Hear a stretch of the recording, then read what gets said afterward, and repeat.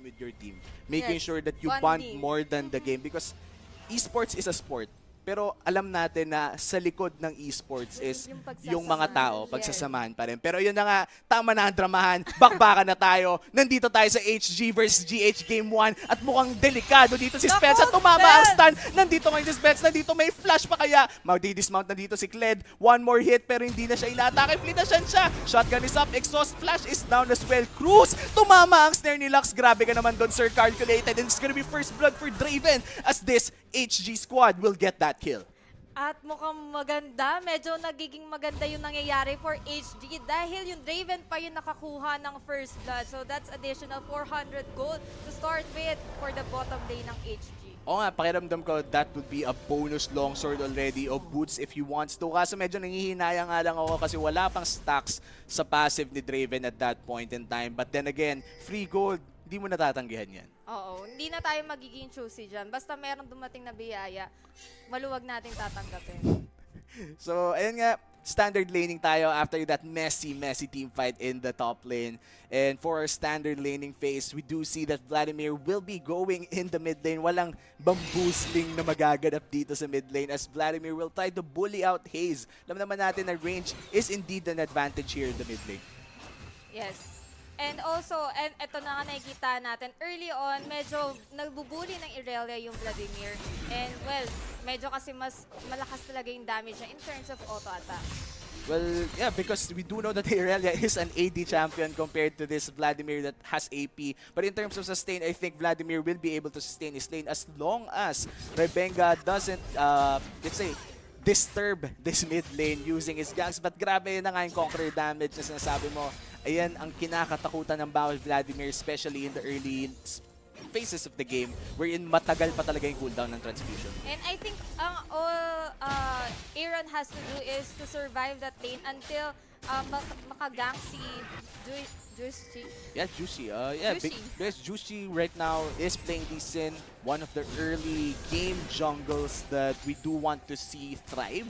Because early game, we do know that Lee Sin is almost outmatched in dueling, especially if you're against Sylas, who's taking Conquer as well. So basically, I think it's a little good in 1v1 because we do see a lot of Sylas opting for Aftershock, but looks like Rebenga will be going for that Conquer instead.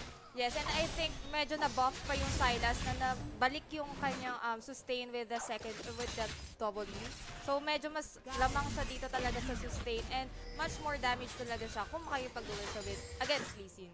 Yup, and speaking of dueling, looking at the top lane, we do know that Counter-Strike is one of the best tools against Kled because it dodges those auto attacks that hurt a lot. Hayes missing that flawless duet will be making sure that he will suffer the consequences of that mistake because of that transfusion damage. Buti na hindi siya natamaan ng power pero hindi takot to si Hayes as he blade surge forward at nakasalub ng third shot to si Aaron. Yes. And meanwhile, medyo nagkakaroon tayo ng wow, nice! Oh, nice Bind, stun. That's a bind. double bind at grabe nga yung damage na nagaling dito kay Rebenga. But this is a 2v3 and they want to back off as Juicy will take that Scuttle Crab. That's medyo pasabik lang dito sa early game natin dahil kanina nakuha na nga daw yung first blood eh. Pero anyway, mukhang continue pa rin sa pagiging active ng mga bawat lanes. Kanya-kanya munang pag-a-appearance sa mga lane. So wala pa tayong makikitang second kill for this time. Well, looking at the scoreboard right now, we do see that there isn't a lot of, let's say, CS gap in terms of all lanes. It's usually just around 5 to 10, and that's good for both teams. And for HG na nakakuha ng first blood, hindi pa nila nakakapitalize yung lead na nakukuha niya sa bot lane. Yes, hindi na masyadong nakikipag-trade ng GH against this bottom lane na may extra longsword. But then again, they're not really getting any more kills. Tumatama ang mga snare ni Calculator. There's no problem regarding that. Pero again, I think it's good for HG. They're playing it patiently, making sure that they get the advantage they need before they push that attack button. Yes, and I think nag-iipon lang si Draven ng tamang stocks lang bago sila mag-engage and to get that kill. So I think they will be needing to secure that kill after Draven has accumulated a lot of stocks.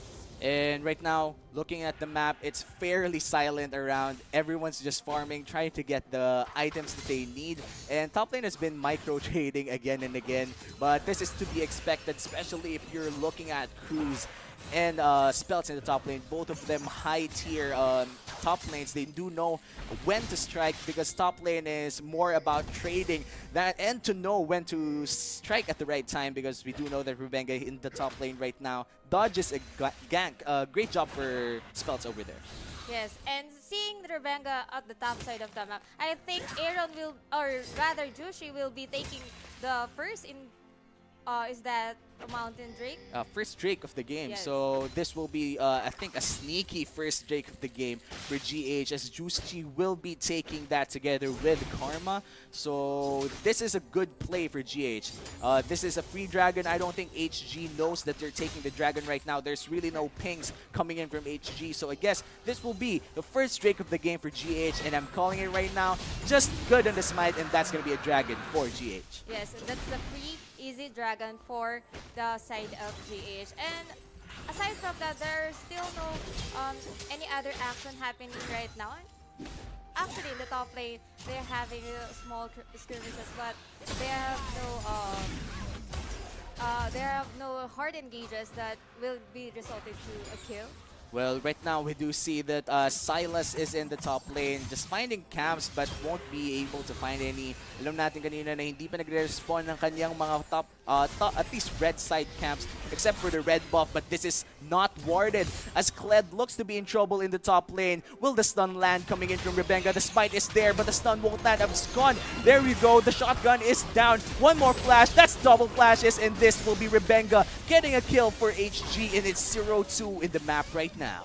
And right now, there is also another engage in the bot lane. But unfortunately, GH will no longer be continuing that engage. But tingnan natin mabuti. Nasa with likod si Draven, Juicy. talagang Medyo saktong poke lang galing dito kay Ash. Pero medyo tingnan. pinoprovoke nila dito na lumaban pa yung HG. Pero Ayan tingnan na, ayan na. natin. Ooh, resonating strike lands. Follow up kaya sa Q. Hindi ata makakaiwas siya gamit ng safeguard, but this is gonna be a little bit of turret shot damage for the Karma, and this is gonna be just a turret plating. Pero malapit na ulit mag-up ang resonating strike. The Vladimir is there. The flash will be down, and this is gonna be kill on Kyo as Juicy will take that kill and flashes out to safety. Calculated burns that flash to stay alive, but this is gonna be a hard fight for Hayes to take as the flawless duet lands on Lee Sin. Great dodge using the safeguard. Flashes away to safety, but this is gonna be a Blade Surge reset as Hayes gets a kill on Juicy. Grabe naman yung mga aksyon na nagaganap dito. Ito na nga yung start ng magandang game na inaantay natin. And unfortunately for the Draven, hindi niya makukuha lahat ng stocks na naipon niya early on. Yeah, this is, let's say, I think it's 60%, more than 60% of the stacks lost for this Draven. This is a sad pill to swallow for Draven. But again, he did have that first blood early on in the game, and this still puts him ahead against this Ashe since lamang din naman siya sa actually hindi siya lamang sa Yes, CS. ayun It's very nga. poke. Alam natin na Ashe, one of the most pressuring AD carries, especially with the range and the poke.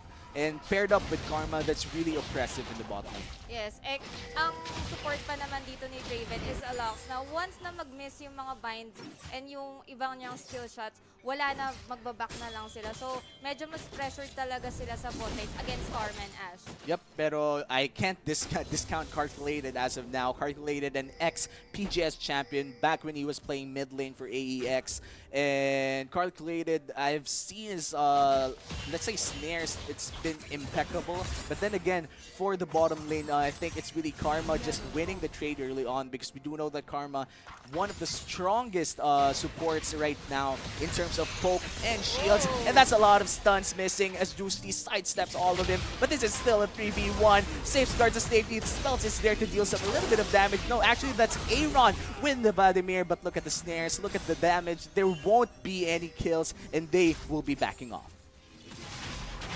And right now, they are now... Well, anyway, I think they'll be going to... Aaron will be going to march forward the mid lane right now and continue to take some CS, but other than that, I think they're going to set up for the next VR Drake.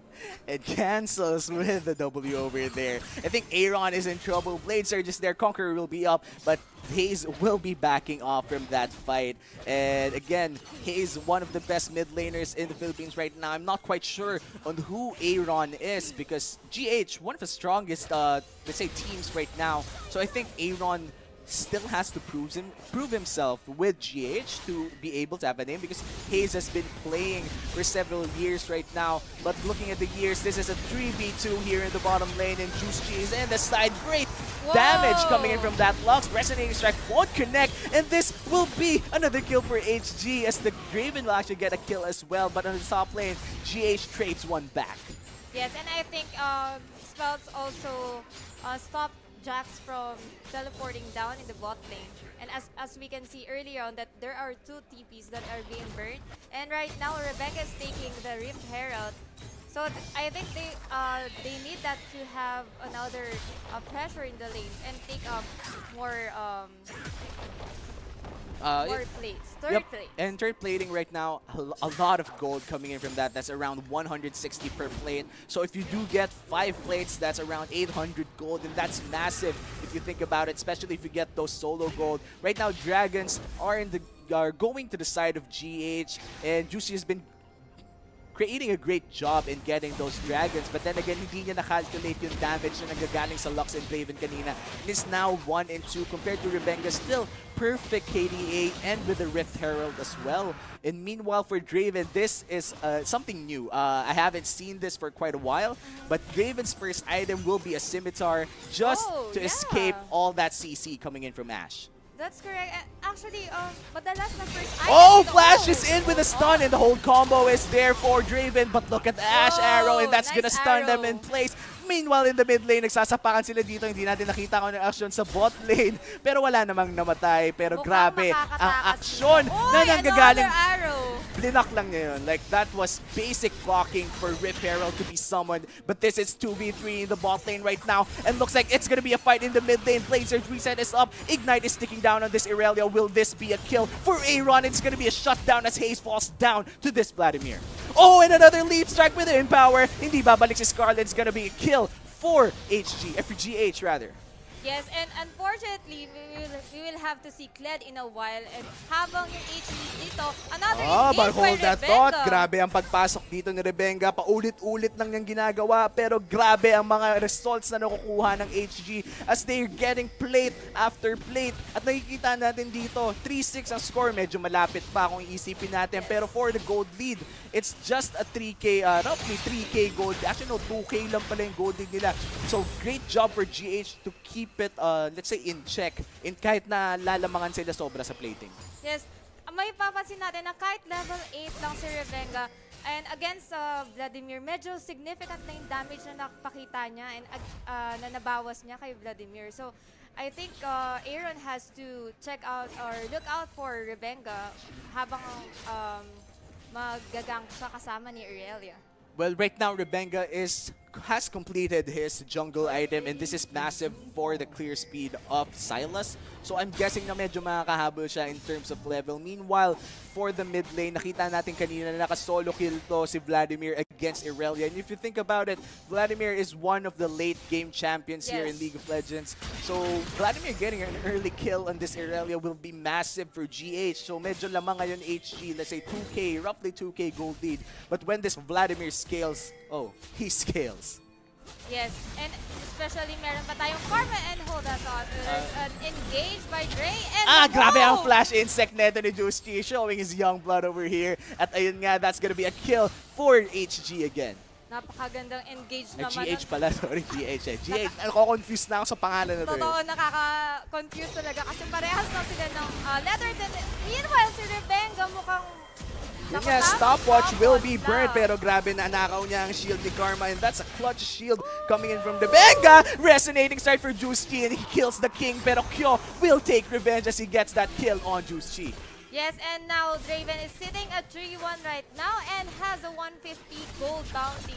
So medyo habang napapatay yung mga kakampi niya, si Draven naman medyo tumataba na rin siya at medyo nakakabawi against Ash dito. And meanwhile, Aaron has taken down the first middle turret sa Alright, and after Aaron taking the mid turret here in the mid lane, of course, it is in the mid lane. It actually boosts his power as Vladimir because we do know that Vladimir, sinabi ko na kanina, late game champion si Vladimir and he's been getting trade after trade here in the mid lane. Nakuha pa niya and it's gonna be a flash for a kill. Hayes 2-2 right now. It looks like Aaron accepted my challenge at ayun na nga, nagpapakilala na sila. Ako si Aaron and sinolo kill ko na naman si Hayes. grabe naman yung mukhang magandang papakita ulit ni Aaron mamaya. Medyo titignan na natin yung gameplay ni Aaron. Since parehas naman tayo hindi pa familiar sa kanya, mukhang gumagawa na siya ng kanyang pangalan dito sa PPGL. Yeah, especially if you're up against Hayes. Hayes competitive history, very respectable. TNC mid lane for a couple of years, high challenger, but enough of Hayes. This is a 3v1, but Kled, will be getting a kill on Cruz. That was easy. Nakita natin medyo tumagal pa si Jax, but that's only because of the counter-strike. Yes, and walang malakas or walang tanky sa madami. So unfortunately, Jax will Maliban na lang kung ilawi ka, di ba? totoo. Pero I think there's another skirmish between Hayes and Aaron in the mid lane. At eto na nga, Ayan na, grabe this is yung damage. 2v1. The sustain is there for Aaron at ayaw nilang patulan. Alam nila kaya na ni Aaron at this point. Let me Sobra. remind you, 201 Vladimir. And with the Zonias as well, he can easily use Chemo Plague to reset back to Zonia's safety. Can you see that sustain? Even if ang dami ng damage na nabigay ni Irelia dito, once na nag-sustain or Transfusion. Yes, nag-transfusion na si Vladimir dito, wala, ire-regen ko lang yung mga damage na binigay mo. And right now, they're both top laners in a little bit of negative KDA, but we are seeing a lot of damage coming in from them. But this is Rebenga rooted in place, and it's gonna be a kill for Juicy as Rebenga old man down. Is Kyo gonna be the second kill? He will be as Dre gets a kill on the AD carry, and this is Jax chasing on Drew. Is that Drew? Yes. Yeah, or is it Draw? I'm not quite sure. I can't read it right now. I think it's draw. It is Draw, but he doesn't get a kill on Draw. And this is a fair trade coming in from GH, and I think they're back inside this game. Nakita natin kanina na lamang ang HG for quite some time with 3K gold lead, but right now it's 9-7. GH winning the mid game. Yes, and I think Tisin is doing a good job talaga securing all of the dragons. 3 drakes na yung napunta sa GH habang sa, yung HG, lamang man sila sa kills kanina pero hindi nila nakukuha yung mga dapat na objectives. Yep, and I think for every pro team or for every amateur team and for every solo queue team, please tandaan natin, PSA ko na to para sa inyo. The moment na may makuha kayong kills, always try, ito keyword try always try to translate it into objectives. Pero ayan na nga, this is 1v1, the top lane, the turn is down, counter-strike will land on this Yordle. Actually, no, it's not a Yordle, but this is a 1v1, and the arrow flashes away to safety, counter-strike is up once more, at bago pa makabalik si Scar, napatay na siya, and Cruz gets that kill. And nice assist there by Rebenga. Saktong-sakto lang yung stun niya just to secure the kill against spells.